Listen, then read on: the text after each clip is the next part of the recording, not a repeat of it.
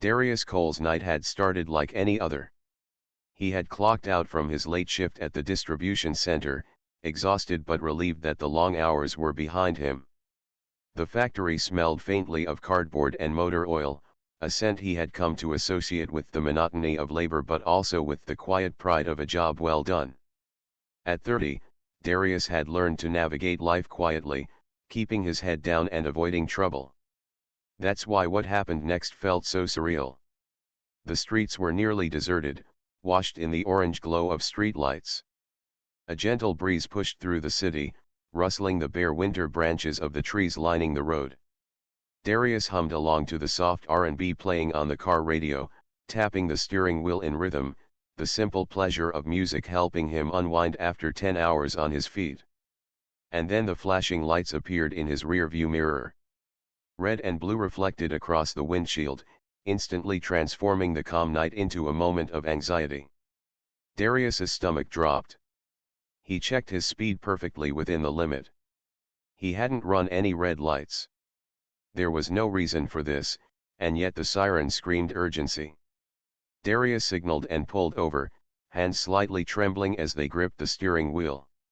He kept his posture calm, as he had learned from years of watching his father, Captain Marcus Cole, command situations with precision and composure. The patrol car stopped a few feet behind him, and the officer stepped out, hand resting near his holster. "License and registration," the officer demanded, voice flat and authoritative. Darius fumbled slightly, retrieving the documents. "Is there a problem, officer?" "You match the description of a suspect involved in a robbery earlier tonight," the officer replied without inflection. "A robbery?"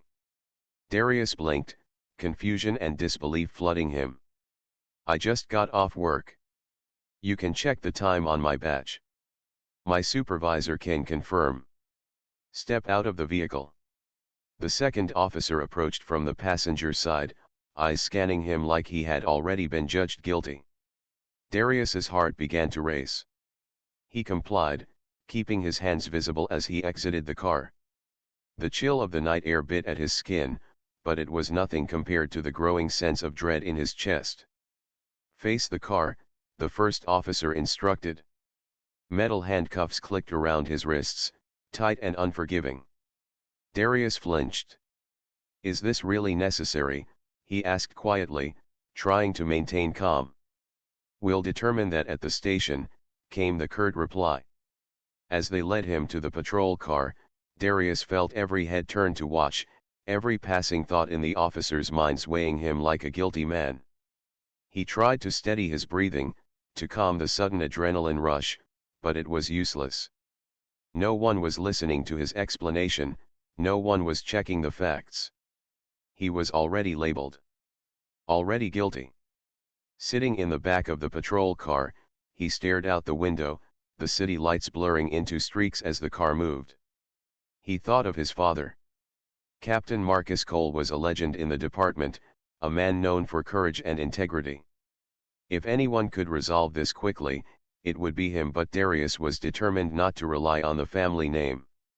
He wanted to handle this on his own. The ride to the station seemed to stretch on endlessly. Darius kept his thoughts to himself, replaying every detail of the evening in his mind. He had left the warehouse at 2:10 a.m., stopped for a cup of coffee, and left again at 2:15 a.m. There was no way he could have committed the robbery that reportedly occurred at 2:20 a.m. At the station, the fluorescent lights were harsh, making the room feel colder than it was.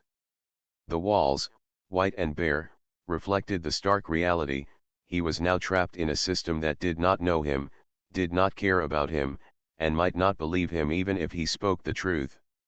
One officer flipped through a folder with an air of detached efficiency. "You live on Ashbury Street?" "Yes," Darius replied, voice steady despite the tension.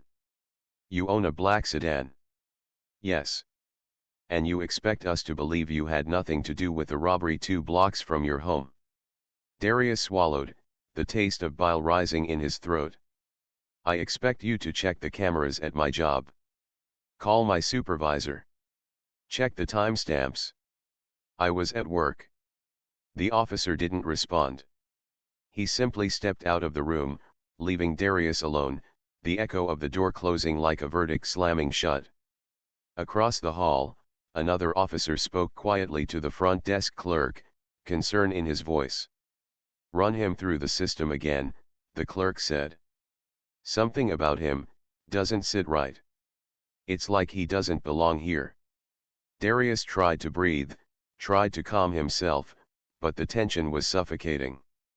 He thought again of his father, wondering how someone could be arrested without cause, how easy it was for the system to label an innocent person. He had always believed the world was fair if you worked hard and kept your conscience clean. Now he realized that fairness was a fragile illusion, one that could shatter in an instant. Minutes later, a voice in the hallway called out. "Wait. What did you just say his name was?" "Darius Cole," someone replied. Silence followed. The sound of hurried footsteps grew louder. A man in a sharp suit entered the room, eyes wide with disbelief. He looked at Darius as if he were seeing a ghost. "Can you confirm your full name for me?" the man asked. Darius straightened. "Darius Elijah Cole." The man's face drained of color. He muttered almost to himself, "You need to take these cuffs off him. Now." The room froze. Every officer, every person in the hallway, turned toward them. Captain Marcus Cole wasn't just a respected officer, he was a legend.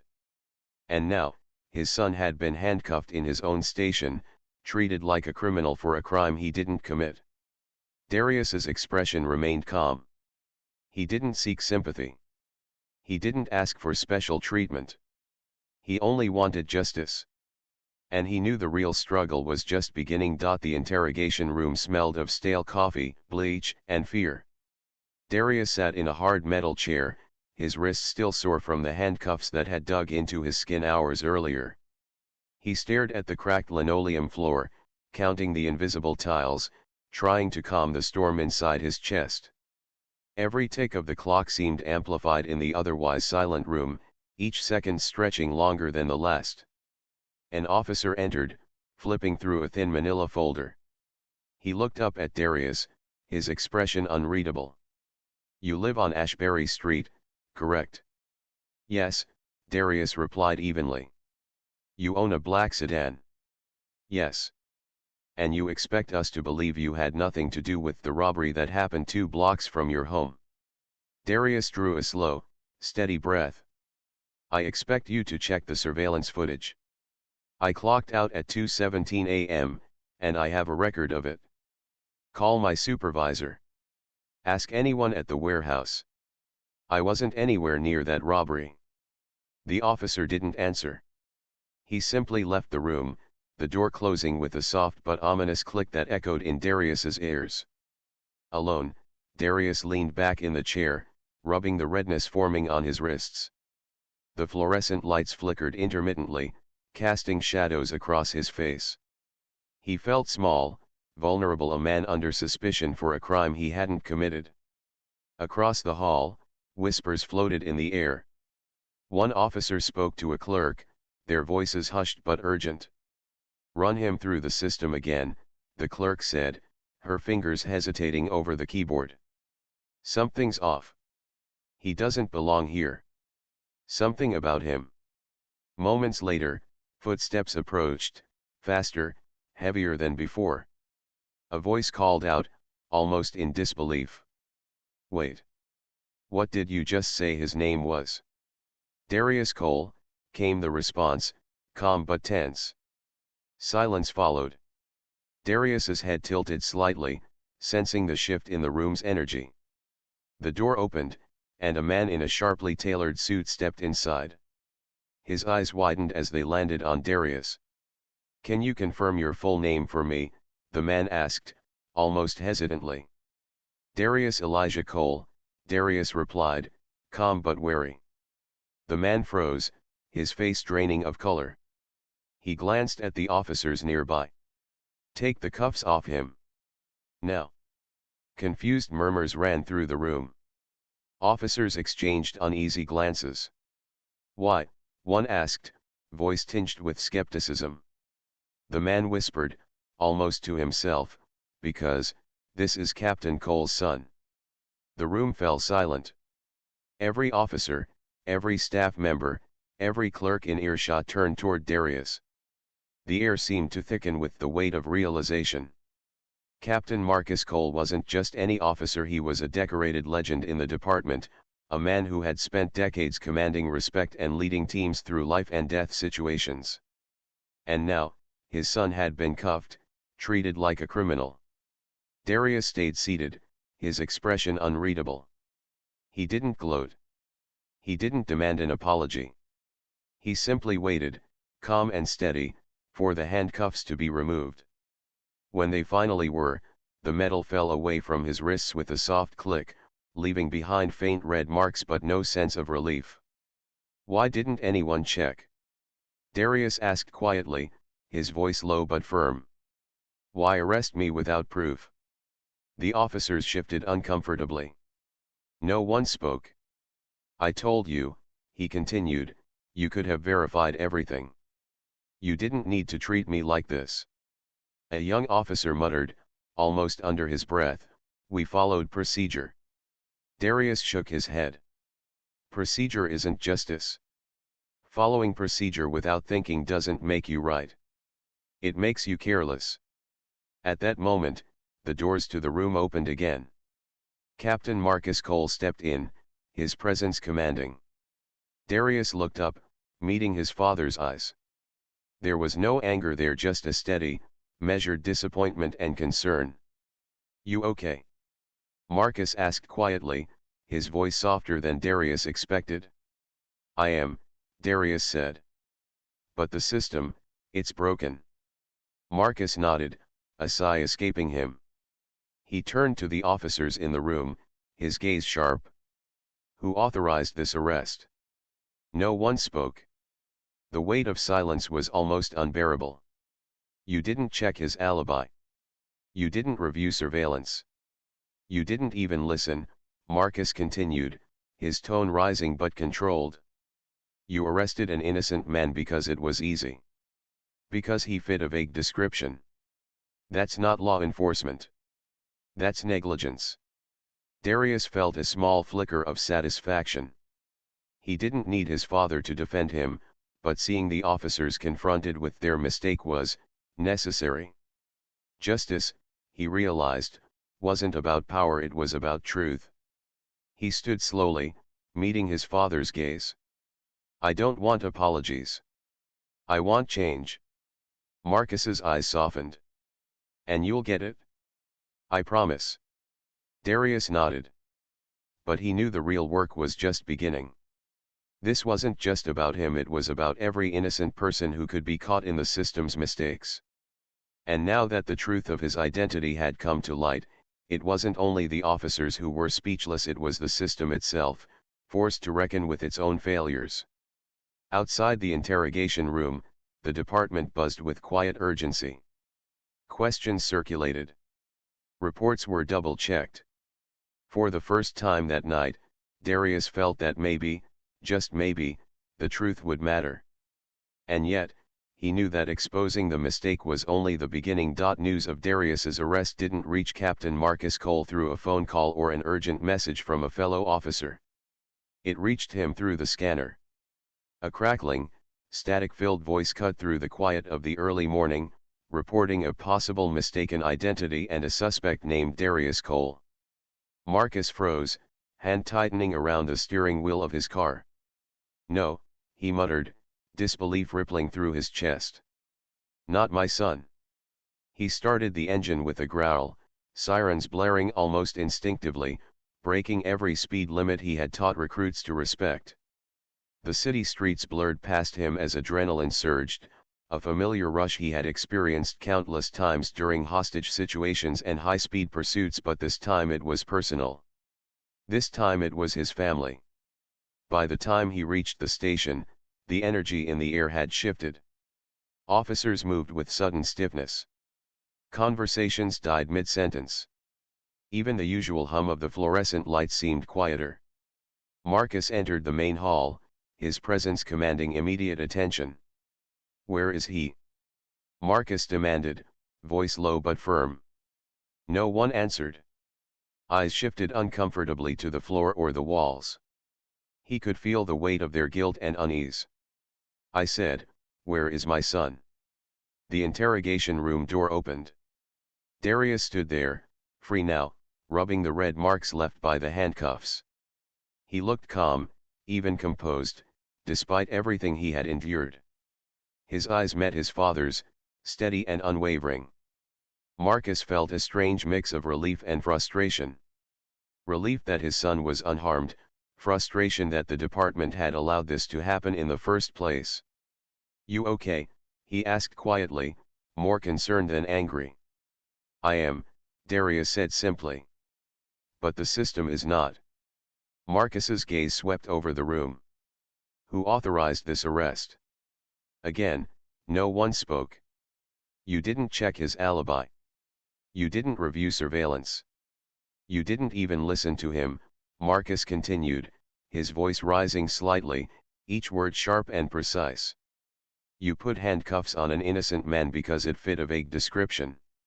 That is not policing, it's negligence." A young officer mumbled, almost defensively, "We followed procedure." Marcus shook his head slowly, the weight of disappointment heavy in his eyes. "Following procedure without thinking doesn't make you right. It makes you careless. It makes you a danger to the very people you swore to protect." Darius stayed silent, watching the scene unfold.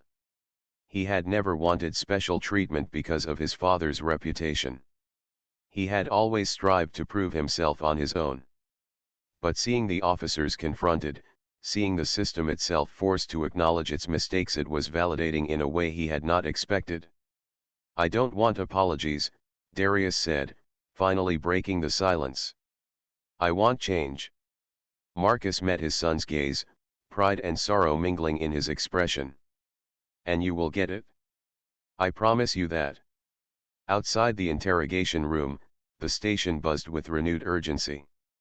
Officers reviewed reports, double-checked entries, and examined logs. Security footage was pulled from nearby businesses, timestamps were scrutinized, and phone records were verified. The story of Darius's wrongful arrest began to unfold beyond the confines of the small, white-walled room. Darius knew this was just the beginning. His fight wasn't only personal, it was systemic. Innocent people were being treated like criminals every day, and the department's blind adherence to procedure had made them vulnerable. Now, his identity as Captain Cole's son had forced the system to stop and take notice, but what about the countless others without a recognizable name? Hours later, Marcus and Darius walked down the hallway together. Officers stepped aside, some nodding respectfully, others avoiding eye contact. The father and son moved in silence, a shared understanding passing between them. "You stayed calm," Marcus said finally, breaking the silence. "I know it wasn't easy." Darius shrugged. "I had to. Anger wouldn't have solved anything. Only facts can. Only truth can." Marcus nodded, pride swelling in his chest. "You have your mother's patience, and your father's persistence." The two shared a brief, almost imperceptible smile. It was a small moment, but in it was the acknowledgement of everything they had both endured and the strength they had drawn from each other. As the day wore on, word spread outside the station. Rumors of Darius's wrongful arrest reached reporters, social media buzzed with speculation, and by late afternoon, the story had gone viral.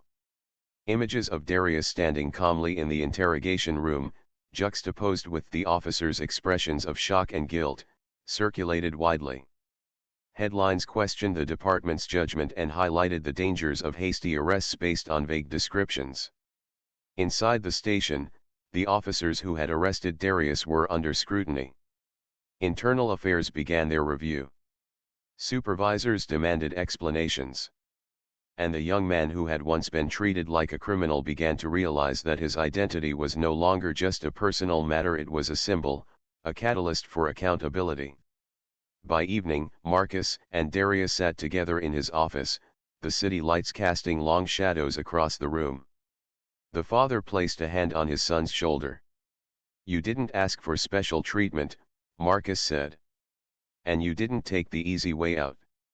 You stood by the truth. That's rare. That's extraordinary." Darius looked out the window, the city sprawling below. "It's not about me. It's about everyone who doesn't have someone to fight for them. If I stay silent now, nothing changes." Marcus nodded solemnly. "Then we'll make sure your voice is heard." And in that moment, Darius understood something profound. The struggle wasn't over, but he was no longer powerless. The system had underestimated him. The world had overlooked him. But now, he was ready to step forward, not just as Captain Cole's son, but as a man determined to confront injustice wherever it lurked. And the story of who Darius truly was only beginning to be told. The following morning, the station was a flurry of activity. Security footage from the convenience store 2 blocks from Darius's home had been reviewed. The suspect in the robbery was clearly visible on the grainy video, a man taller, heavier, and with distinct tattoos along his forearms. The resemblance to Darius? Almost non-existent. Yet, despite the evidence, the incident had already sparked a ripple effect that extended far beyond the station walls. Videos from body cameras, showing Darius being handcuffed and questioned despite his calm and cooperative demeanor, had leaked. Social media erupted instantly. Tweets and posts framed the arrest as yet another example of systemic negligence. Headlines screamed, "Innocent man wrongfully arrested, was justice ignored." "Police mishandling sparks outrage after arrest of Captain Cole's son." "Bias or blunder?" "Viral video exposes law enforcement mistake." Darius watched the unfolding chaos with a mixture of frustration and resolve. He hadn't sought attention, and he certainly hadn't asked for special treatment because of his father's reputation. But now, the story had grown larger than him. It was no longer about personal vindication, it was about exposing a flaw that could affect anyone. Inside the station, internal affairs officers pored over reports, interrogating the officers involved. Supervisors demanded detailed explanations of why the arrest had been made without verification. Those who had acted hastily were forced to confront the reality of their actions. An innocent man had been treated like a criminal simply because he fit the description. Marcus Cole was relentless. He insisted that the investigation be transparent. No shortcuts. No silences. "The public needs to see accountability," he said, his tone firm, unwavering. The weight of his authority carried over the room, leaving no room for excuses. Darius, meanwhile, began thinking about the broader implications. He knew that not everyone would have someone in a position of power to intervene. Most people, if wrongly accused, would remain silent, humiliated, or worse. He thought about the countless individuals whose names weren't recognized, whose voices weren't amplified. That realization ignited something deeper within him, a commitment to speak out not just for himself, but for everyone subjected to unjust treatment. By midday, reporters had swarmed the station. Cameras flashed incessantly as journalists tried to capture statements from anyone willing to speak. Darius, despite initial hesitation, agreed to a brief interview. Standing before the microphones, he spoke with calm authority. "I'm not here because my father is Captain Cole," he began, eyes steady. "I'm here because the system failed. Innocent people are treated as suspects every day. I could have stayed silent. I could have relied on a name to protect me. But silence doesn't fix injustice. Speaking out does." His words resonated widely. The video went viral within hours, shared across multiple platforms. People praised his courage and integrity. Some criticized the department's handling of the arrest. Others debated the broader issues of policing, profiling, and accountability. The conversation had shifted from a single incident to a systemic discussion, exactly what Darius had hoped for. Inside the department, The atmosphere was tense. Officers who had once been casual in their duties now reviewed every procedure with renewed diligence. The internal review intensified. Those responsible for the wrongful arrest faced disciplinary actions, while training programs were immediately revised to prevent similar incidents from happening again. Marcus watched his son navigate the media frenzy with a sense of pride tempered by concern. He had taught Darius the value of integrity and the importance of standing up for what is right. And now, Darius's actions demonstrated that lesson in real time. "You handled yourself well," Marcus said quietly as they stepped out of the station into the cold afternoon air. "Calm, composed, truthful. That's the only way to fight mistakes like this." Darius nodded. "It's bigger than me. And bigger than the station. People need to see that accountability isn't optional, it's necessary." As the day wore on, public attention remained fixed on the case. News outlets aired repeated coverage, dissecting every aspect of the wrongful arrest. Online forums and communities debated the implications, some expressing outrage, others offering solutions. The incident became a catalyst for conversation about broader reform within the police force. But even as the world reacted, Darius remained focused. He knew this was only the beginning. The arrest, the viral video, and the public outcry had exposed a flaw, but real change required sustained effort. He began planning ways to advocate for policy improvements, training programs, and community oversight initiatives. By evening, as the station settled into a quieter rhythm, Marcus and Darius sat together in a small office overlooking the city. The sun dipped below the horizon, painting the sky in shades of orange and purple. "This isn't just about clearing your name," Marcus said. "It's about making sure nobody else has to go through what you did." Darius looked out at the city lights twinkling below. "Exactly. And now people are watching. Now people are listening. We have a chance to do something bigger." Marcus placed a firm hand on his son's shoulder. "Then let's make sure we don't waste it." And in that moment, Darius understood that his wrongful arrest had become more than an incident. It had become a movement, a spark for accountability, truth, and change. The world was watching, and he was ready to take his stand. A week after the viral video and public outrage, Darius stood in front of the community center, the hum of cameras and the buzz of reporters filling the air. He wasn't wearing a suit or a uniform.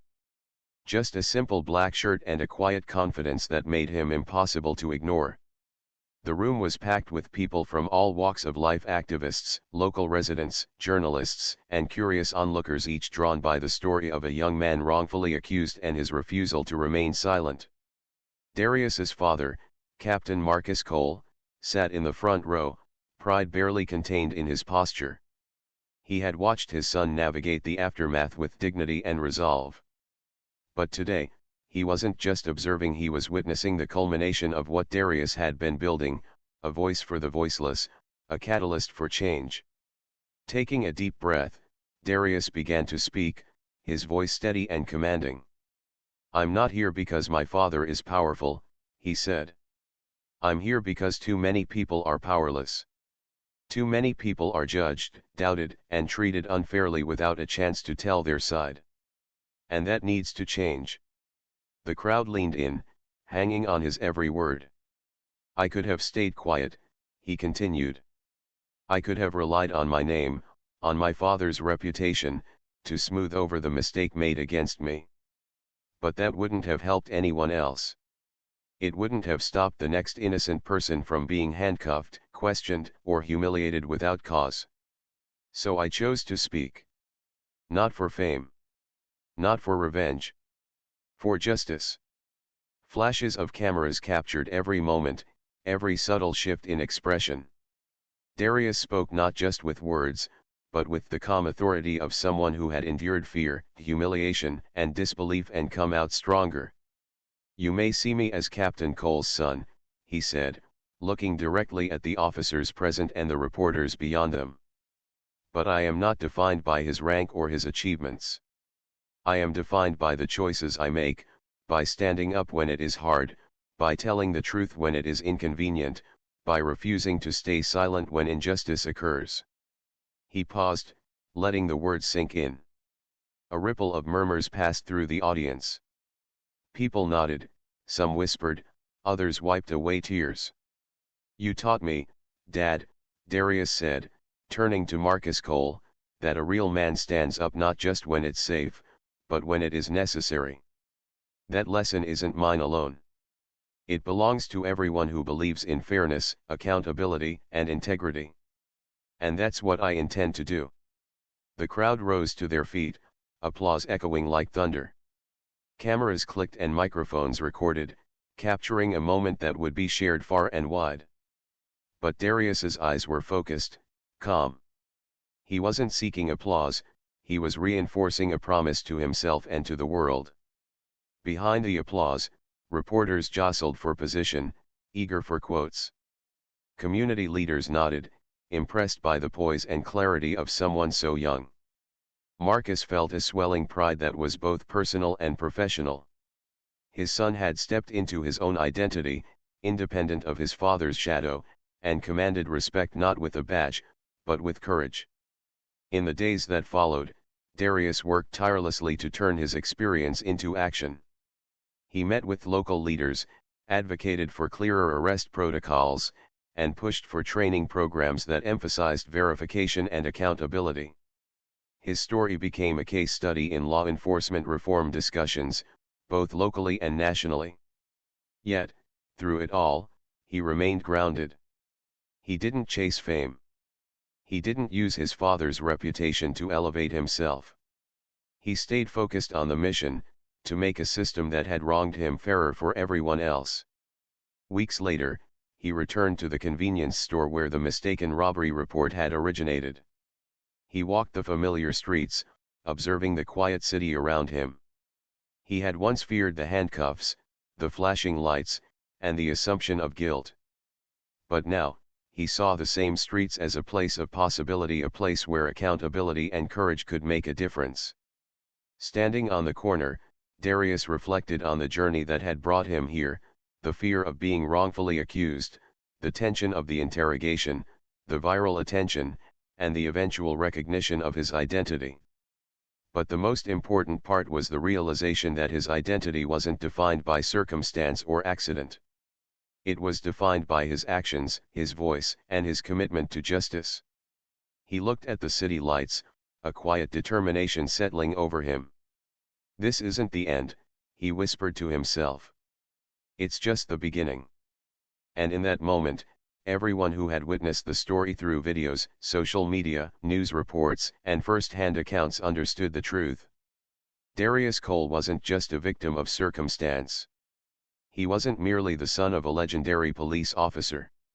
He was a voice for the voiceless, a force for justice, a man who refused to be silent when it mattered most.